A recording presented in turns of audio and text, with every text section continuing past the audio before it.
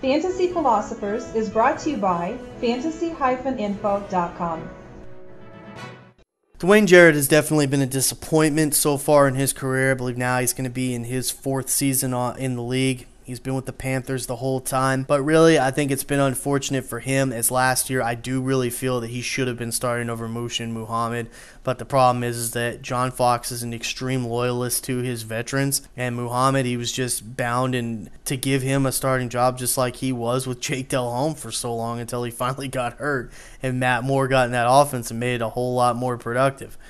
So with Jarrett, this offseason, he is projected to be their starter opposite Steve Smith. There have been some grumblings that the team he may be on the bubble to be cut this season.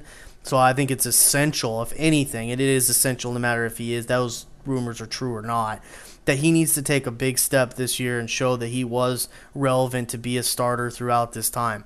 There's definite players that once they get an opportunity on this team, in the past, we saw this with D'Angelo Williams. We saw this with, obviously, Matt Moore, that as soon as they got a chance, you scratch your head, and it's like, why the heck didn't these guys get an opportunity to start over guys like Jake Delhomme or Deshaun Foster earlier why you have to be so loyal to veterans all the time?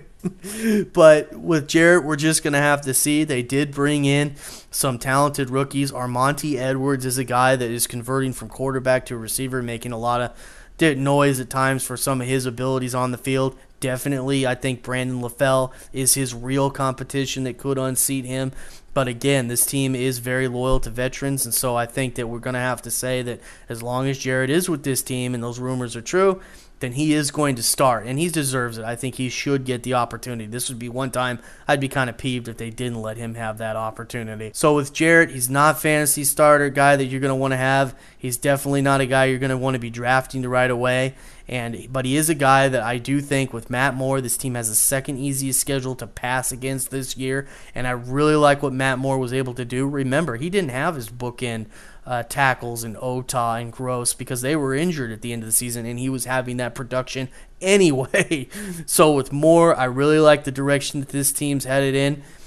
Obviously, they do have Jimmy Clausen there, but I would think he's going to be on the back burner for this season as long as Moore's healthy, because Moore is a good little quarterback, and he should be productive with this kind of schedule and the offense that he has around him. I do believe he's going to make someone in this offense relevant other than Steve Smith, because he really does do a good job of getting the ball, spreading it around better than Jake Delhomme seemed to ever do, or at least the last few years more than he's ever done.